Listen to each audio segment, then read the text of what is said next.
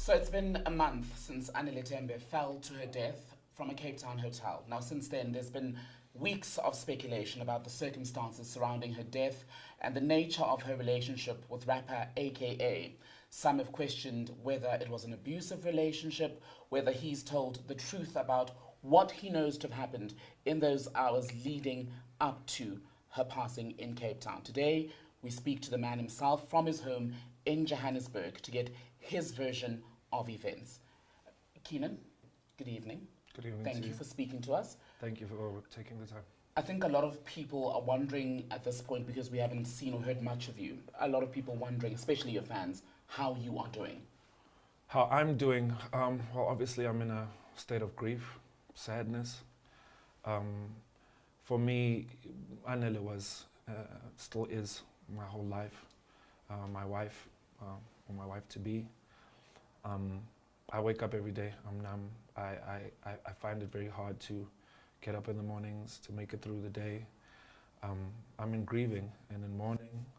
There's so much noise around everything, and there's so much that's going on that it's hard for me to take the time and to find the time and the peace to mourn and to grieve. My thoughts are also with her family. It's not just my loss, it's their loss as well. With my family, it has been very, very, difficult for us as well, because at the end of the day, we were going to become one family. And I just feel like all that potential and my whole life has kind of been pulled out from underneath me. So I never wanted to lay things bare. I never wanted to really be in this position and have to explain. I just wanted to mourn and grieve. But I think the events of the last week or the last 2 or the month or whatever you want to call it has really put me in a position whereby I now need to tell the truth. And I need to speak, and my voice needs to be heard, because people want to know from me, what my explanations or my answers to their questions are. And going into this interview, it's very, very important for me for people to understand Anele was and is my absolute world. And for me, it's about preserving her memory, her legacy, and for her to be remembered in the right way. And I will do anything to protect that, and that she's remembered in the right way, which is creative, fun, talented, the most beautiful girl I ever laid my eyes on. So it's hard for me to sit here and talk to you tonight. And I just want people to know that and myself, my family, and also my thoughts go out to the Tembe family. We are grieving, we are hurt, we are in a place, I'm in a place that I've never been in before. It just feels so desperate for me. Yeah. And let's talk about that day. It was the 11th of April in Cape Town when a lot of us started to see the news on social media.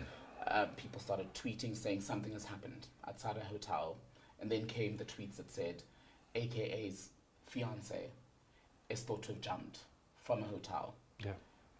Where were you as all of that was happening on that day? Well, I think it's important to tell the story of the whole day. I had gone to Cape Town with her. We had work. She had accompanied me to many of my work engagements. So it was a great day. We went down to Cape Town. Now that I think about it, we had the best time. Myself and Anele always had the best time. She was full of life, laughter. We went to the V&A in the day. We had lunch with our friends. We went shopping. We went back to the hotel. She got dressed. She looked beautiful as always. And then we went to work. This is on the Saturday, I This is on the Saturday night, Friday, if I recall correctly. And we went to work. We came back round about 11:30 side. Obviously, it's curfew. We came back with some friends, and then the friends left. And then prior to that, week of us going down to Cape Town, myself and Anela had been having a particularly difficult week in our relationship. Lots of disagreements, arguments, and so forth. But we felt we had been kind of given some sort of reprieve. It was a good day, so we took it upon ourselves to say, all right, well, now we're together, there's nobody around, change of scenery. Let's begin, talking about our relationship, because we had, just become husband and wife. I had just paid lower, I think 2 weeks previously. So we were looking at our lives through that lens. How can we fix our problems? How can we go forward, and how can we build on the issues, or build past the issues that we have in our relationship? What were the issues? Before I get to that. So we sat down, we spoke, and naturally we started disagreeing again. Arguments, and things, got more heated, to the point of it was, the early hours of the morning. So at one point, when things really kind of started to take a turn for things, I decided it would be best that I remove myself from the situation. So I decided, you know what, I'm going to, gather my belongings. I'm going to leave the room, book myself into another room, and hopefully things will simmer down. Got to a point where we argued more, and she, the thing that really breaks my heart, and I still, I have her ring, with me. It's really the only thing that I have of hers, of her belongings. And she took it off, and she kind of threw it at me, and we said, very mean things to each other. And so I left the room, came back to the room because I had taken her phone. And obviously, we continued to argue. And then things took a turn for the worst when, we had gotten to a point in the argument where Nellie had kind of threatened to kill herself, or to, jump off the balcony. She didn't say in those words though. And I had called reception for security, and I kind of tried to remove myself from the situation again, and I think maybe out of panic, I didn't want to be there or kind of feel that this was going to happen. I kind of wanted to remove myself from it, so I went to the bathroom, and when I when I came out of the bathroom, she wasn't in the room. So she wasn't in the room, and so then I look around the room and she's not there, and I go to the balcony and I look over the balcony and I look down to the street, and that's where she was. So you were in the hotel room, but not where she was at the time that she said to have jumped? The events are blurry because I didn't really lay eyes on her from the time I made the call to security. I kind of, the phone was over here and the balcony is over that side, so when I made the call, I kind of just tried to get out of the situation. I don't know whether it was during the time I was on the phone that she had jumped, or whether it was when I was in the bathroom, or whatever the sequence of events are, but that's how I remember it. So it must have been a disagreement that lasted several hours then, because you said you came back from work, which you were gigging in Cape Town. Yeah. So you get back to the hotel, you start to talk about these issues that I'd like us to get into at some point. Mm. From then to when she eventually, as we're hearing now, jumps from the balcony, which was like daylight hours. Yes. Were you with her all the time, except for that brief time where, of course, you went back to the other room that you'd secured? No, I was in the room. The last time I remember seeing her was when she had walked past me from the door towards the balcony, saying she is going to jump off the balcony, she's going to kill herself, at which point I called reception for security to come up, because in my mind I'm thinking, well, I must be the reason that, she's in this state, or she's very, very upset. So I need some assistance. I need to call downstairs and see if somebody can come intervene. And I put the phone down. I went to the bathroom just to kind of take a breather, and when I came back, she was gone. Where was the help then, between when you go to the bathroom and when you make this grim discovery? Did anyone actually come from the hotel? No, nobody came. And a lot has been said about the nature of the relationship, right? A lot of people were seeing in the last week or so videos of other disagreements that you've had. A lot of it seeming to be quite in the extreme as far as disagreements go. What were the issues that you were trying to iron out in Cape Town? I think as a couple, we did have a very tumultuous relationship. I put that down to being about passion. We're both very passionate people. We passionately loved each other very, very, very, very much. That is why we wanted to build our whole lives together. But I think passion goes both ways in this case.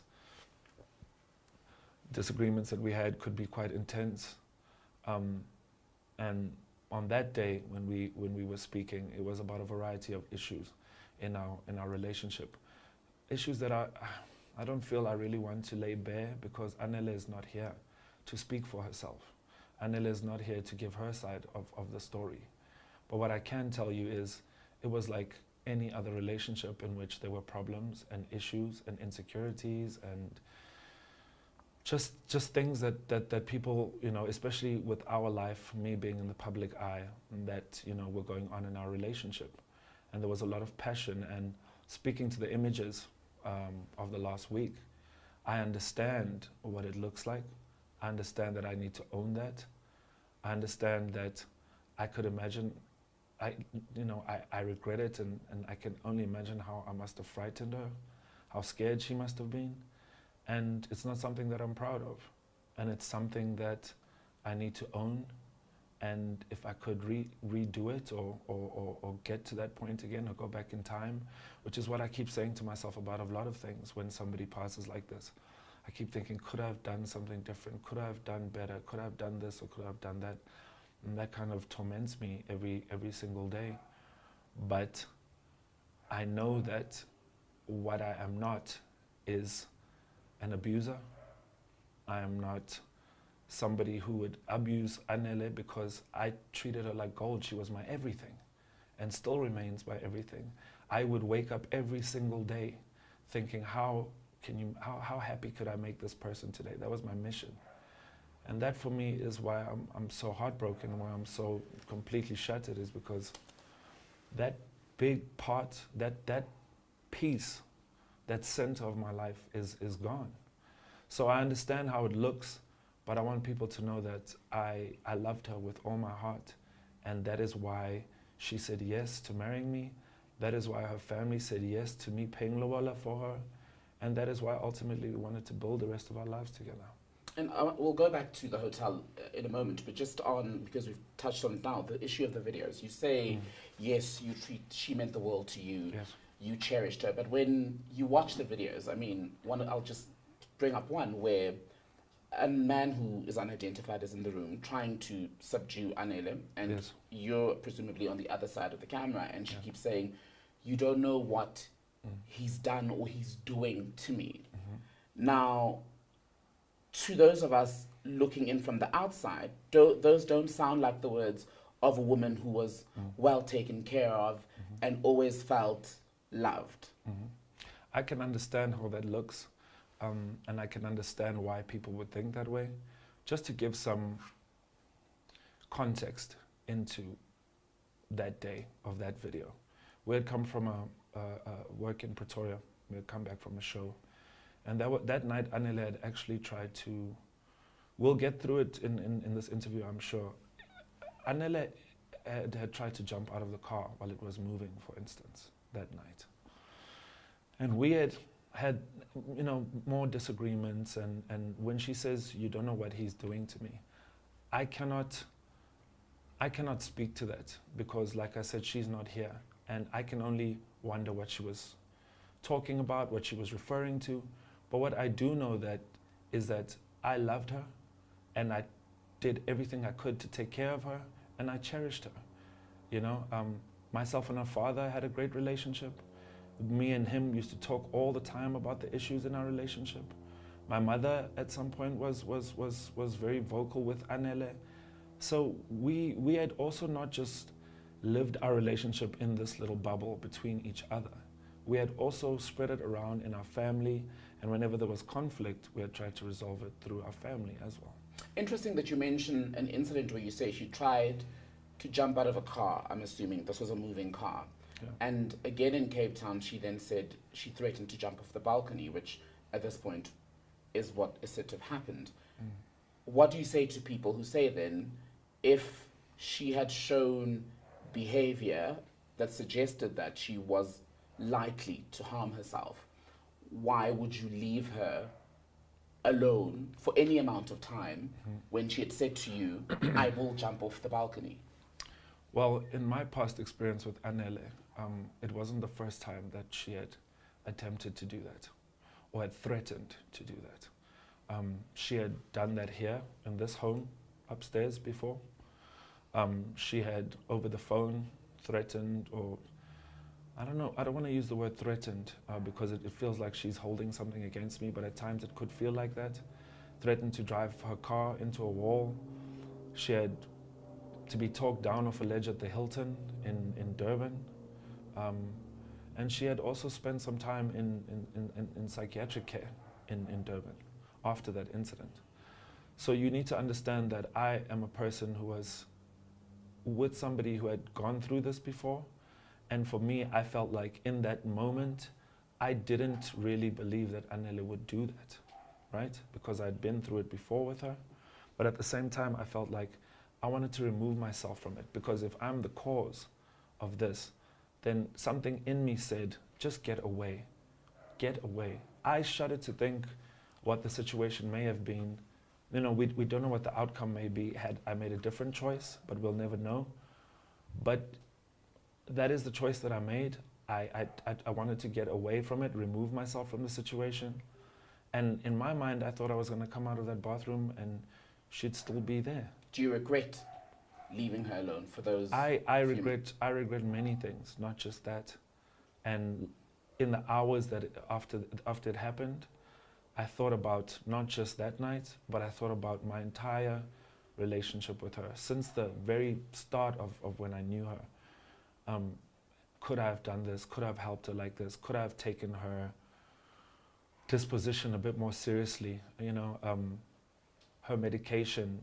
Should I have been more pushy with her taking her medication? Should I have paid more attention to the way I spoke to her? Things like the video of the door, for instance. You know, your mind casts back to those types of things and thinks, what could I have done for a different outcome? Why did you break the door? Because that's been one of the most shocking images that people have seen. I mean, it's, for those who haven't seen it, I'll just describe it. It's a door with a hole punched right in the middle. According to what's in the papers, she had gone into the room, locked herself in to get away from you in this very house, I assume. Yes. Because you had again had some sort of altercation, some sort of disagreement that escalated quite quickly. Yes. Well, that is the case. Like I said before, lots of passion in our relationship, lots of stubbornness, emotions running high. And it was an argument that we were having like many of the arguments we have had before. To tell you the truth, I cannot recall what we were arguing about. But what I do remember is breaking that door. I can only imagine how scared she must have been. I can only imagine how terrified I must have made her. And that's something that I own and I wish I could change. And my heart breaks just thinking about it. And people make mistakes, and that's a mistake that I made, but there are consequences for mistakes, and I'm, paying for those consequences. You speak about a passionate relationship. Many relationships are passionate. Very few people end up with their partner locked in a room, and so passionate are you about an issue that you don't even recall, as you say now, that you go to the extent of breaking a door.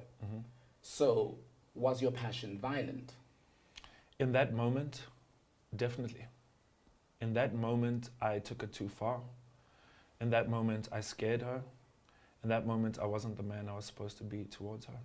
Was it the first time you had scared her in that way? Not in that way, no. I don't recall scaring her by breaking down a door before, no. Had you ever hit her? No. What, apart from the incident with the door, what other violent, maybe not you hitting her, but what other violent incidents do you recall between the two of yourself? Define violence. Where, for example, there's breaking of doors, there's the trashing of a room, Oh, that type be it of in the stuff. house or at a hotel. It had happened before. It had happened before on both sides. Myself and Anele, like I said, were very stubborn, very steadfast, and could be quite volatile. Were there drugs involved? Drugs involved in our relationship? Did the two of you take drugs either together or as individuals? Well, for me, when it comes to the issue of drugs, I've been in the entertainment industry, in the music industry, for nearly 20 years now. Have I tried drugs before? Yes, I have. I can say that without question. On the part of Anele, like I said, Anele is not here, and I'm not going to speak and delve into that on Anele's part, because my job is to protect her memory, my job is to protect her legacy, but I can only speak for myself. So obviously, being in this entertainment industry, being a musician for so long, you're exposed to these things, you're around it, and I have tried them before, yes. But more specifically, was there drug use during your relationship from your side then, because you say you won't speak for her, especially on the days where No. there were these clashes? No, we went out, we would have a good time, we'd come back home, most of the time everything would be great, we'd smile, we'd laugh, and in those times where things didn't go well, things could get quite volatile. What do you say to someone who's going to watch this conversation and say they find it very hard to believe that this was just normal couple disagreements or just normal anger outside of the abuse of any other substance, be it drugs, alcohol, or whatever, when you look at just how high-pitched everything was from what we've seen? I think that people haven't seen everything. I think that for me, experiencing it and living in it, to know the whole story, everything that encapsulates myself and Anele's relationship is privy only to us. Only we know the full story. What's out there and what people consume is unfortunately the tip of the iceberg of what they may consume. So I can understand them having that type of judgment or that type of opinion, but all I can do is tell the truth and how I live through it with my wife. And here's the difficulty, I suppose, in you telling the truth at this point, is that we sit here, unfortunately, in a situation where a young woman has died. There are questions about how she died, and you say you are telling your truth, and she's not here. I didn't say I'm telling my truth. You're telling the truth. I'm telling the Okay. truth. Because there's no my truth and her truth. There's only one, the truth. Yeah. And the issue I'm saying with that is, for those of us who weren't part of your relationship, is we don't know if this is the ultimate truth, precisely because she's not here to either corroborate or refute what you're saying. Yeah. Yeah, she's not here. So, like I said, we're having a conversation today, and you're posing me the questions that a lot of people want to know. And I never wanted to be in this situation where I have to lay these things bare. I am grieving, I'm hurting, I'm mourning. Worse than I can't do anything. I can't perform. I can't work. I can't do anything. Now I'm saying that because I cannot function. I cannot function as a person without Anele. Anele was such a big part of me, of my existence, that I am still trying to come to terms with what my life is like without her. And that is really where I am. So in amongst all of this noise, I found it that I need to sit down now, and it's been a month, and if it were up to me, I would take as much time as I can to grieve, or to give the family time to grieve. But that isn't the case because I'm a public figure. So I have to speak, and I have to answer questions, and that's what I'm trying to do to the best of my ability. I wish Anele was here, but she's not.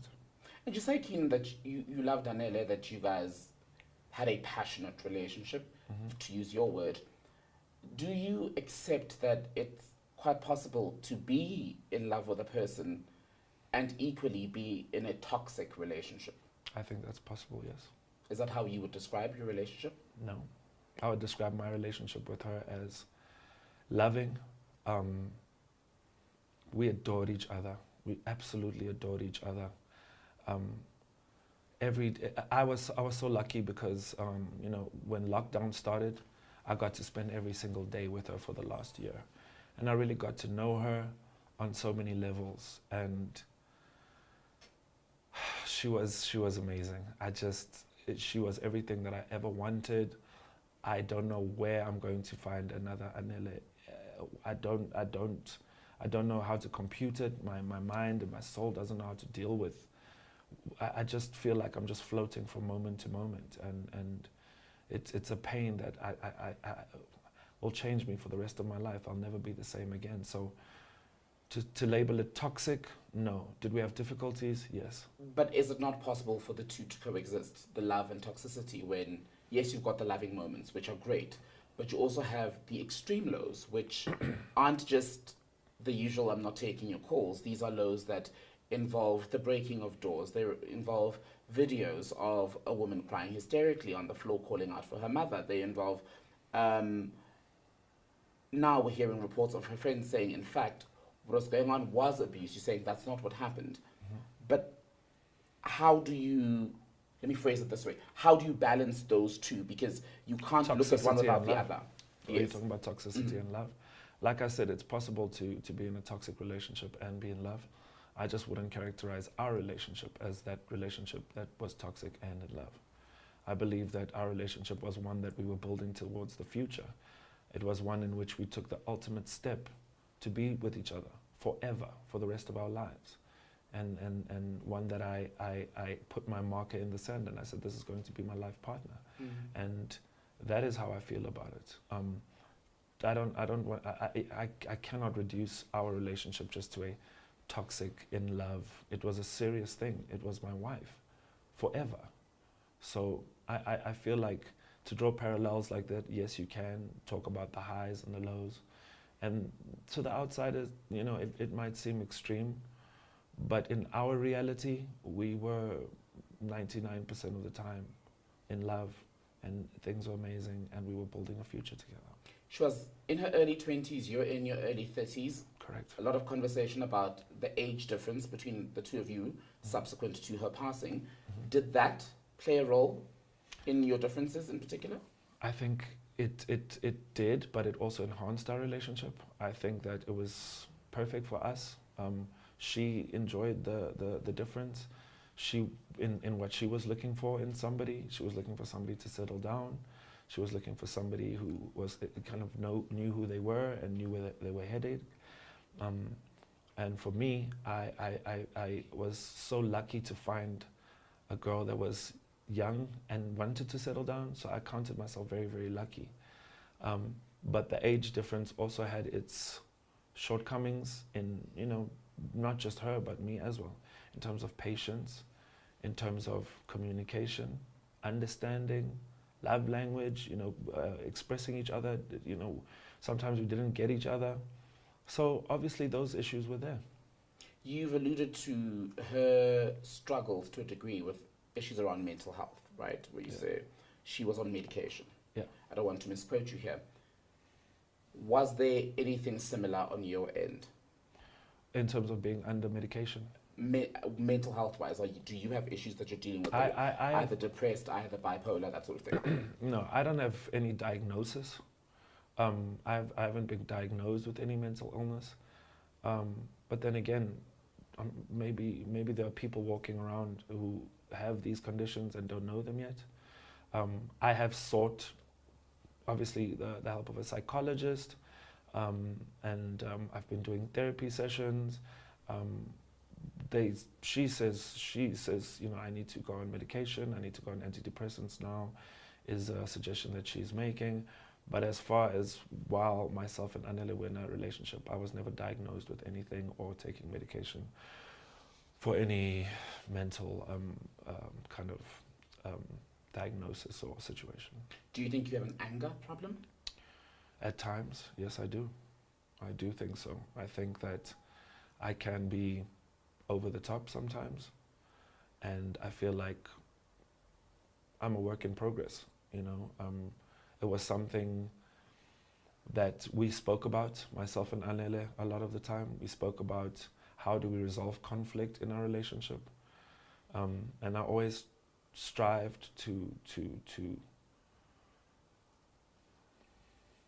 to communicate better, to be better, and to do better by her. Did you start, and you started that work, at what point in your relationship did you start working on that aspect? Maybe a few months into our relationship, we really, because we knew, we could see where this was going, and we really felt special about each other. And we really knew this could be my husband or this could be my wife. We knew pretty early. So we kind of started taking a very serious view of our relationship very early and started trying to mold each other into where we ultimately wanted to go in life. But why decide to marry when there was already these very serious signs of things that had to be worked on by your version on both sides? Why not marry? Because when I don't want to sound romantic, but for me, I had found the one, and she had found the one, and we viewed it as, well, we've got issues, but we are going to work through them, because that's what married people do.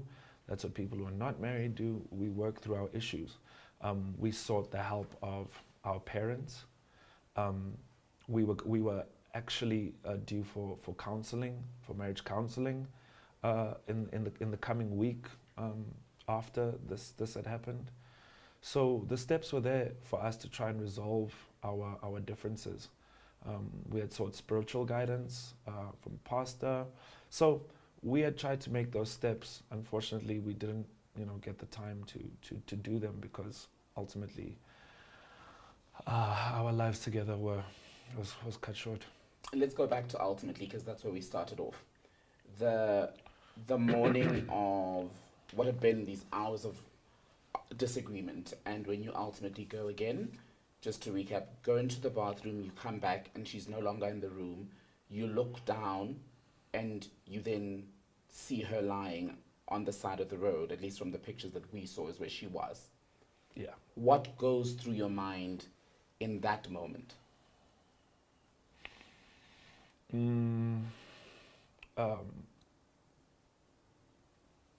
I just started screaming, "Oh my God, oh my God, oh my God." It's something that's ingrained in my mind forever. It's not easy to think about. It's not easy to talk about. I remember going out onto the balcony. By the time I made it out to the balcony, there was a gentleman to my left who was already on his balcony, just to the side and one up. So I looked out and I looked down, and as I kind of reeled back, he was standing there. I don't remember saying it, but I just started screaming, "Oh my God, oh my God," and just losing my mind. And as soon as, I kind of made sense of what was happening, it maybe after about 10 seconds or 15 seconds or so, I ran next door to where my friend was, started banging on his door, just hysterical, and he opened the door, he dragged me up off the floor, and that's where the whole nightmare began. Everything just started moving, and people, and my friend went down to downstairs, and I wanted to go down, but they said, "No, don't, Do you stay in a room? No, I was next door, so I ran out of our room next door to my friend's room. And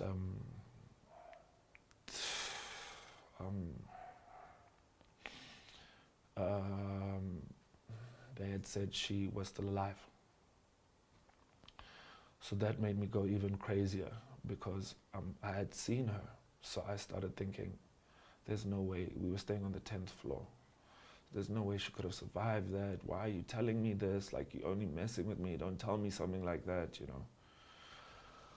And then I stayed in the room, and then they kept me up there, and then at some point, my friend came up, and I could just see, and he just looked at me, he just shook his head like this, and I just broke down, and that's what happened. And was it your friend who was then updating you on her being alive at the time when people got to her? One of them had gone down to the scene and had come back up and said, the paramedics are working on her. and she's still alive. And that just, it even made me even more crazy, because how could she survive that? And now you're kind of giving me this hope, you know. So in that moment, I'm just totally disorientated.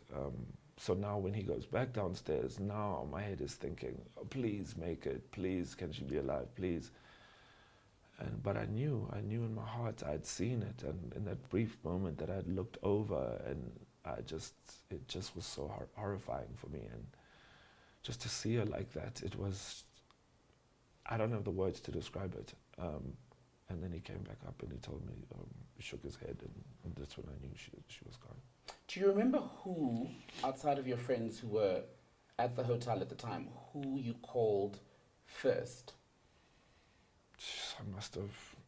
The first person I called when everything had settled down, I think I must have got on the phone for the first time. I must have spoken to my father, or my mother. No, I didn't speak to my mother. I spoke to my father. They had probably called and said, because my father lives in Cape Town. So at the time, remember, I couldn't find my phone. Remember? I had said, you know, I'd come back into the room to look for my phone. Mm-hmm. So I couldn't find my phone. And so therefore, when I went into the other room, I still didn't know where my phone was. So I don't remember even having my phone. I remember just somebody passing me a phone and saying, your dad wants to speak to you. And Anele's family, how did they find out that she had died? I think my father had called her father. I think he went out into the corridor, because I had said to him, you need to tell, somebody needs to tell, and I thought that was the right thing. He would have to call. I've never spoken to my father about that call, but I believe it was him. So he came to the hotel, your father? My father came to the hotel, yes. And what was the conversation between you and Anele's family the first time you were able to speak directly, and how soon after her death was that? Well, after I'd gone to the police station, the detectives had come in and asked me questions and taken pictures of I had to take my shirt off, and they were taking pictures of my hands to see if there were any marks or under my fingernails, stuff like that they had to do. And then they took me to the station late at night, and they made me strip and looked, and they did all of that stuff. I went to a different place to stay. Obviously my family had flown in by then, and my friends, and they had arranged for us to stay at a different place. So when I got to that different place, the next day her family was flying in from Durban. So this is Sunday night, so Monday, two of her uncles, her sister, I think two of her sisters, came they had to identify her body. And after doing that, my father, I think, was there as well. They did that, and then they came to where we were staying. And we sat down and we spoke a little bit about, condolences and so forth. Obviously, they were visibly hurt, as they should be. And then I brought it up. I said, guys, I think I need to also, because they weren't asking me, but I felt it was like I had to tell them what had happened. So I told them what had happened, as I told you now, and then they kind of nodded, they kind of took it in, and we spoke a bit about arrangements to get her body back to Durban, and then they left. Was there any blame, especially after you told them that she died after an argument? No, there was no blame. They didn't blame me in that moment. They didn't say anything. If anything, they were quite compassionate and quite mournful with me. They could see I was in a state. I could see they were in a state. So there was none of that. Let's get to the day of the funeral. Anele's father had a written tribute that was read out by a close family friend. In that tribute, he then says that she was not suicidal. He did not know her to be suicidal. Without saying that she had been on drugs, then makes a point about young people and drug abuse. Mm-hmm. Why do you think he made that comment? Well, I can't speculate as to why he would say those things. I can't speculate as to why that was his statement, but what I do know is that I think culturally, for what I can think of, I think culturally, mental health and depression, especially suicide, culturally, in terms of the family as well, it's taboo, it's a no-go area. It's something that won't happen to our child. It's something that couldn't have happened. But I also know at the same time that he was well aware that Anele was on medication. We spoke about it many times. We had spoken about her sometimes getting off her medication, not being on her medication. We had spoken after she had spent a week in a SICO, psychiatric hospital in Umhlanga. Mm-hmm. So he was well aware that she had stayed there for a week. He was aware, because me and him spoke at length about her suicide attempt in Durban. He was the one who picked her up from hospital. So we had spoken many times. And it wasn't just us.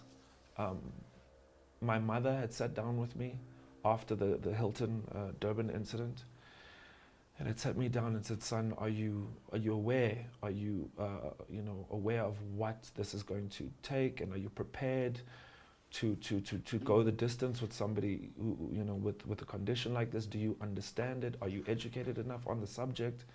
And I said, "Yes, Mom, I will do anything for her because I love her, and the way you raised me and the way I was taught is not to abandon somebody when you love them.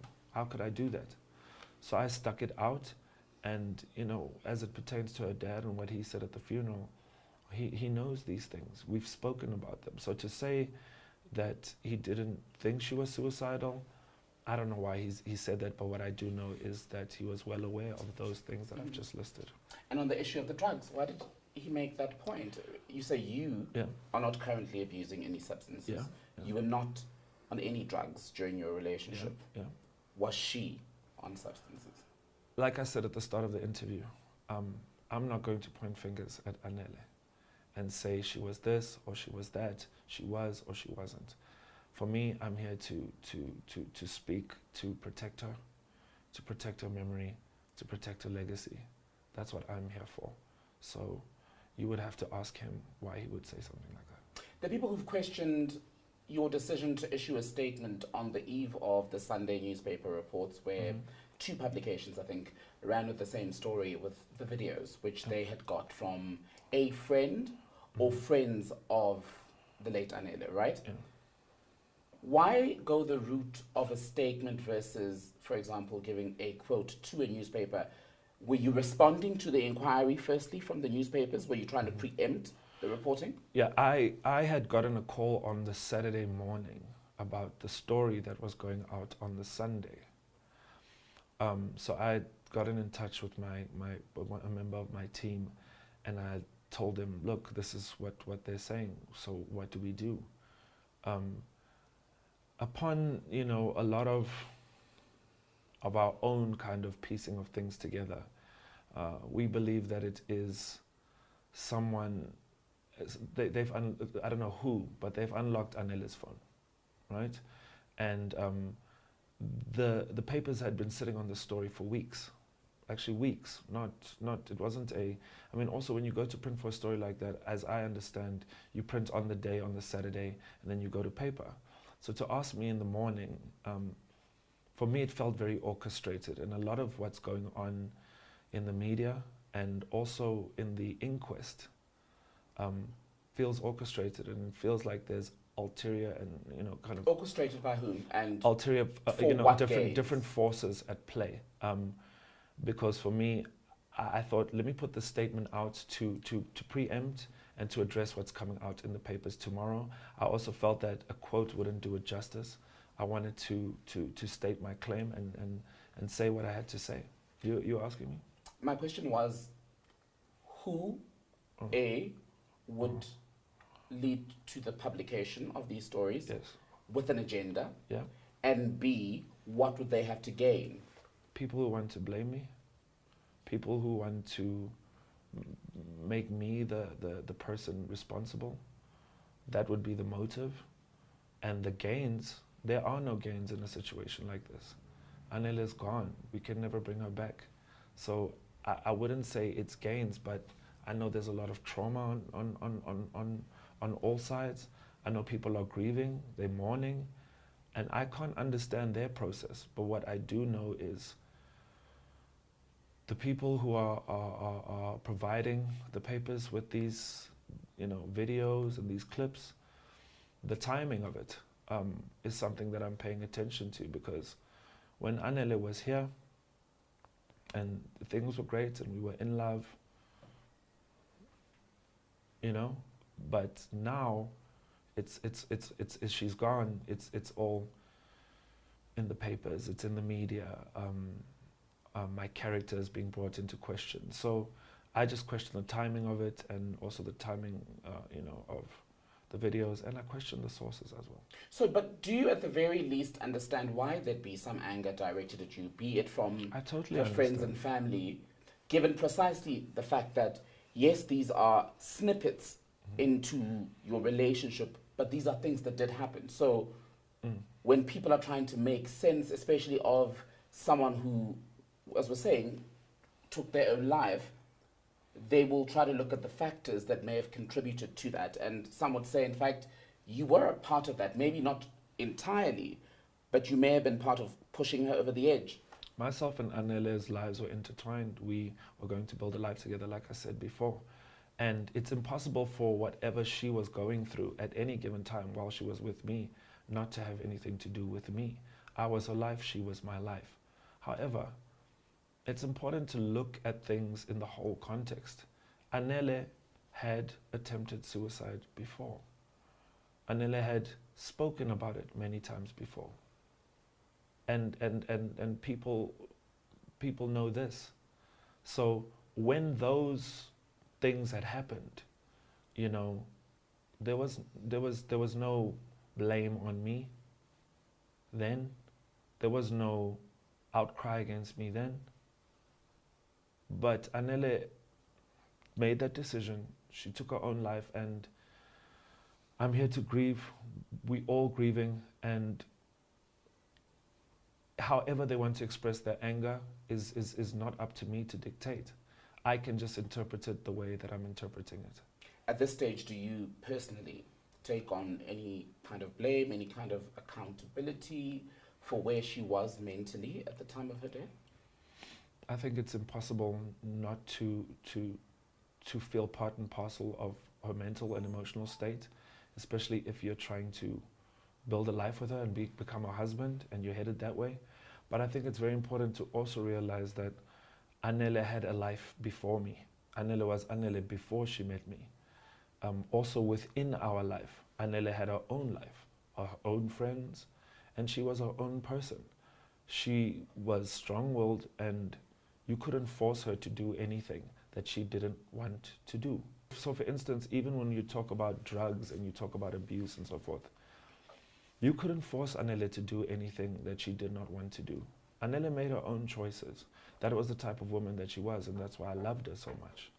But it was also the sense, at the source of a lot of difficulties that we had.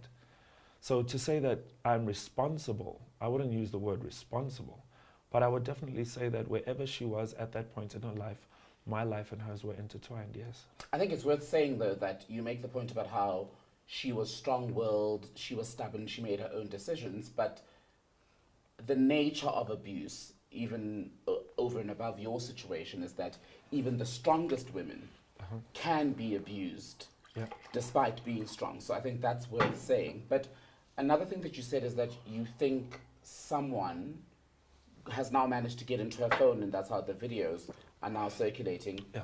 But what we read was that she sent these videos to her friends because that's how terribly afraid she was of you. So how can you say for sure that she did not share the videos of her own accord with her friends? Well, as I had read the article, it said it was an activist who does not, a GBV activist who does not want to be named. Is that how they put it? Who is this activist? A nameless activist. I don't understand.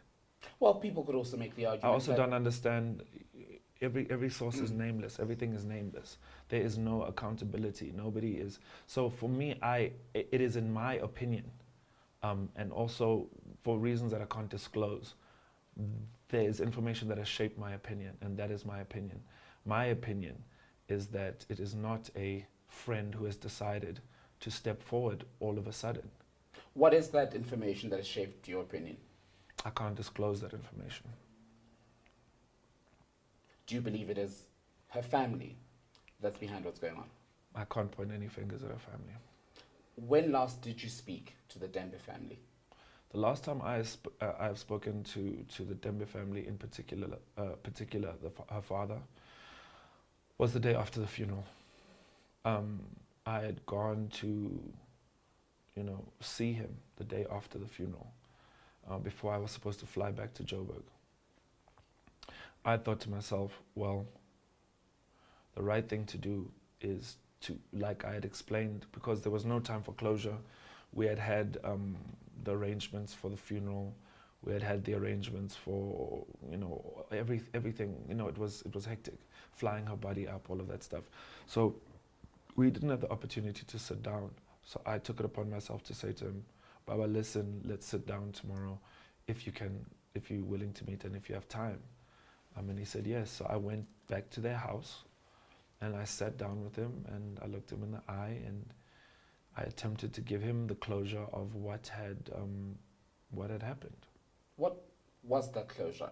Was it you recounting the events of the day his daughter died?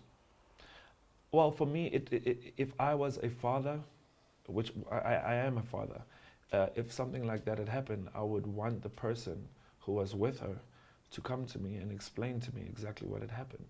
So I felt like I shouldn't just, it's the end, it's the funeral, and off I go into the sunset. I need to go to him. He gave me his daughter's hand in marriage.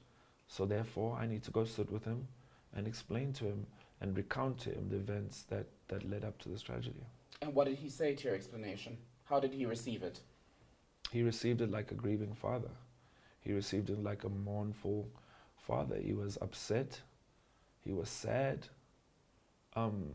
He was heartbroken, and so was I. What do you mean upset? Upset more towards sadness and heartbreak, or upset more towards not quite furious, but leaning towards anger? I would say upset in the way that you've just lost your an amazing, beautiful child that you've kind of, has gone into the world and you've tried your best to raise, and this tragedy has occurred and you're upset in the way things have turned out. It's hard to pinpoint to say he felt like this or he was leaning here or leaning here. He's shattered, just like I'm shattered, just like her family's shattered, just like my family's shattered. In your statement that you've issued, you refer to innuendo both in and around the funeral, but also at the service itself. Mm-hmm. What were the comments that you found troubling during the service? For me, it was at the time I didn't understand it. I think I have more clarity on why. I can only, like I said to you, I can only guess why. I have my own opinions why, but the innuendos were the ones of that she did not commit suicide. Also, the police minister being there, speaking, I didn't understand that. I didn't understand. I can understand, maybe he's a friend of the family, but the way it was done, I felt like there was kind of an undercurrent of something didn't feel right to me. Explain why that is, especially because not everyone watched the funeral and heard what the minister said. Yeah. What were you told about his presence, and what did he say that makes you now look at his presence with some degree of suspicion? Well, I think it's strange for me because I was her husband. I had paid lobola, right? So I thought that I would have an opportunity to also speak at a funeral to pay tribute to her. And I communicated that to the family through the person on my side who was handling things through to the family. And I got there and I sat down and I opened the book of the memorial and my name wasn't there. Were you told it would be? I was under the impression that I would be able to speak. I have a full, eulogy written out for her. Maybe one day people will hear it. I think that people deserve to hear it one day. But I was under the impression that I would. I also was under the impression because of my husband, because I'd taken care of because I took care of the funeral arrangements, made sure that I buried my wife with dignity, in peace and with love and with care. So I thought I would be speaking at the memorial, but we didn't run the memorial side of things. We just took care of the burial. I want us to clarify the issue of the police minister, so that when this there's no ambiguity around why you were uneasy with that. Yeah, I'm getting to it. So after I see that I'm not being permitted to speak, I kind of take it in, and then I listen to the dad's kind of testimony, and then about she not committing suicide, and then the police minister wasn't scheduled to speak. But then they said something about, we have to observe him and please, he has to come speak. And then up he comes to the podium and starts speaking. And I just felt like there was a lot of, something didn't feel right to me. Are you accusing the family and the minister of anything? I said something didn't feel right to me. Something didn't feel right having his presence there, along with the father saying that this was not a suicide. The two together for me didn't equate. And did you take that up then in your meeting with Anele's father the day after the funeral? Yes, I did. I said, I don't understand. Why did you say that she didn't commit suicide? And his explanation to me was that he wants to preserve her memory. He can't have people in the media or social media talking about her that way, having her remembered that way as someone who was kind of depressive or suicidal. He can't, there was all these things are being said about his daughter, and at the time I agreed. It kind of made sense to me, like, okay, protect her memory at all costs and so forth. But in these last few weeks, it seems that that's not the case. It seems that as time goes on now, I'm going to seem to have to lay more, out there about the nature of our relationship, the nature of our differences, and ultimately the nature of her and me and the life we had together. But how does that link to what happened at the funeral? You now needing to speak and reveal more about your relationship. I also feel that linking to the funeral, we're talking about the minister, right? And we're talking about the innuendos, because that's where the genesis of this discussion was, this question was, right? It's also in the fact that there are certain things which don't sit right with myself and my legal representatives. We asking the questions, for instance, like, what type of inquest is it when, obviously there's a trial by media, obviously there's going to be a trial by media, but also, for instance, Zinhle being interviewed, detectives flying up from Cape Town to interview Zinhle. Why? What is the direction of this inquest? Am I a suspect? And also at the same time, as far as I remember, I'm a husband. Mm-hmm. Why am I not being updated on the status of the inquest? Why is it just that side of the family that's being updated? So these are kind of inconsistencies that we kind of are kind of perched up, and we think, well, hold on a minute, that doesn't quite sit right. How do the newspapers know certain information? How do the papers know I was interviewed 3 times? How? What were you told when you were interviewed 3 times? How do the newspapers know that Zinhle was interviewed by a detective? How do they know that? Those are the questions that we're asking. So when you ask about innuendo, and you ask about him saying that there was no suicide, and you ask about why I felt something wasn't right about the minister being there, that's what I'm talking about. Are you suggesting that the police are out to get you? I'm not suggesting that the police are out to get me. I'm requesting clarity on what is the status of this inquest. I mean, I think a week ago or 2 weeks ago, there was a quote from the minister with a reporter had asked him about this case, and he had kind of given a kind of a non-committed answer. So I also need to know, I also need to be updated with the status of autopsy, with the status of the inquest. Why are these people being interviewed? And what am I in the eyes of this inquest? And now having the media involved in it, obviously I'm going to start thinking, well, is this going to possibly affect the inquest that they're having? It's a natural thought to have. But sadly, in the profession that you're in, Mm-hmm.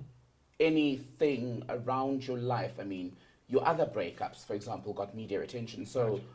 it'll no doubt get even more coverage now where your fiance, your wife actually, because you get Yeah. paid lobola, has now died, Mm-hmm. and we're seeing all of these allegations being made against you. So that will, without a doubt, I make can- headlines. Do you accept that? I accept that and I understand that 100%. So I want to go back to the statements and the interviewing of Zinhle, who is your ex and the mother of your child. What Yes. was she told when the police contacted her and ultimately got a statement? Why did they say they wanted to speak with her? They say I haven't spoken at length with her. Most of the communication was done between the detective and her lawyers. But from, speaking to my legal representative, it was along the lines of, has he ever been abusive towards you? Has he ever hit you? Stuff like that. And she said no. Have you taken up your questions directly with the police? I know you've got... I'm in the process of, how do you say this? I'm in the process of asking some questions through my legal representatives. We're not accusing the police of anything. We just want clarity. We want to know where we stand. And I want to know where I stand, because I need to be updated. I've lost as well. I've lost the love of my life. I also want to know what's going on with my own life. To whom are you asking the questions? To the minister? To the prosecution, if there is to the people who prosecute the cases, because ultimately an inquest is to gather evidence and then build a case and then launch an investigation. As I understand it, I'm not a legal expert, but we'll be asking questions in the right legal format, through the right legal channels, to the right people. So as you sit here today, knowing what we've all seen published in the media, can you confidently say that there is nothing else that will come out, either through the media or that the police may bring forward, to contradict your version of what happened on the day Nellie died? If there's anything that could come out to contradict what I have told people that happened that day, is there any chance of that happening? Yes. Is that your question? No. I have it burnt into my head, into my memory. This is the most traumatic space of when an hour or whatever, 2 hours or whatever the time frame may be of my life. I've given three statements on the same day, and then I've actually given statements on paper. I've had to recount the story many times. I've recounted the story with the same detail, and I want people to understand that I may have my flaws and Nellie may have had her flaws, but it's just not possible. It's just not possible for anything other than what happened that day to have happened that day. I love this woman so much. I loved her with everything. I don't have the words. I wish I could. I wish I had a time machine. I wish I could go back. I wish I could change things, but I can't. And it doesn't feel real to me. Nothing feels real to me anymore. I'm just floating around, just moment to moment. And No. So there's no reason as we sit here today for the police to either take you in for questioning or any other reason? I will cooperate with the police as much as needed, as I have before. But I do want some clarity on what is going on with the inquest, what is going on, where are we standing, because nobody's giving, because you must remember, my family has lost. They don't want to see their son go through this. They don't want to see this happen to anybody's daughter. So we are on our side, the Forbes family is sitting and we're not getting any information. We don't know what the status is. We're just kind of being led along through the media, through at the mercy of other people. Let's talk about you then as we end, talk about the personal implications. So whether you are named as a suspect or not in this matter, the reality is it is bound to have some sort of effect on your work as a performer and entertainer. I know you performed in Bloemfontein recently. You've pulled out of Joburg Day for legal reasons while you go through everything that you're dealing with. Well, for me, it's not legal reasons. For me, I've pulled out because I need to focus all my efforts on trying to find some sort of moment of peace in all the chaos. You know, I kind of need to find the eye of the storm. And I can't be functioning. I can't be a functioning performer. I can't be a functioning musician, recording, writing, all of that stuff.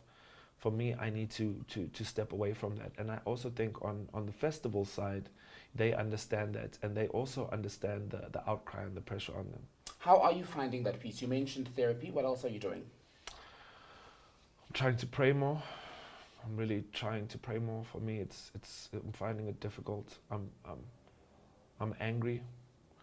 I find myself a bit angry at God for giving me everything. So my faith is being tested. I feel like He gave me everything, and then God gave it to me for 2 weeks, and then just it's gone. Sometimes I feel angry at Nellie for leaving me here. I feel like I try and pray, but it's hard. It's hard to walk in faith now. I also am seeing I'm doing therapy every week. I'm trying as hard as I can not to go on antidepressants, but it's so lonely, and my therapist says that I'm only headed that way, the same way as Annele, if I don't go on medication. So those are the battles that I'm fighting now. Yeah, I'm also, I'm trying to repurpose my life again. When do you think you'll be able to get to a point where you can again stand in front of a crowd of thousands? Well, that's not really going to happen now with COVID, not at least until we're vaccinated, but as a performer, when do you think you will be able to get back to that level where you're ready to hit the stage and do your work? Probably at a time when I can learn to live with what has happened. The hardest part about this is that I'm never going to forget it. It's never going to go away. It's always going to be something that I carry with me. And the only way to deal with it is to learn to live with it. And being indoors and hiding away and not living your life, that's not living with it. So it can only be when I learn to live with it, and I have no idea when that is going to be. Just finally, before we go, not without going too far back and forth, on the media articles and police, so there's been no police contact with you since the publication of those articles, right? None. There are people who are going to watch this interview when it airs, who are going to say, doesn't matter what you've said over the course of this discussion, this interview, they still don't believe you. They feel that you are A, guilty of domestic violence or even emotional abuse during your relationship with Annele. Some will say they don't believe that you've been entirely truthful about what happened on the 11th of April in Cape Town in that hotel room. What do you say? Well, to them I say that we have to trust the process. We have to trust in the inquest. We have to trust in the detectives and for the law to take its course. That's all we can really do. I really have no other option than that. Is for the truth to come out, and the truth is going to take some time. But I would rather it be detectives who are dedicated, which they are, people who have many years experience on the job and who are thorough and will treat this incident with the respect that it deserves. And I just need to stay strong and get through that. As far as the people, what they think of me and what they will deduce from this interview, they're entitled to their opinions, but I'm not here to change minds. Mm-hmm. I'm here, sitting down here, speaking to you because people want to hear what I have to say. And here I am saying it. Will you reach out to the Thembes? If necessary, to convey condolences, on anniversary, on her birthday, you know, my interaction with the Thembes will be around that of Nellie and my connection to her. I want to state that another big tragedy of mine, and the thing that really hurts me as well, is that I was going to gain another family. You know, not only was I gaining this beautiful wife for life, but I have also lost the opportunity to also become part of their family. And that hurts me very much. Given that desire then, don't you think you guys are due for some sort of conversation, especially with what everyone else is reporting and saying about your relationship? I think time will tell. I think give the Tembe family, the Forbes family time to grieve, give us time to mourn. Let me find a way to fill this huge gaping hole in my heart, in my life, and give them the same time as well. Helen Forbes, thank you very much. Thank you very much, sir.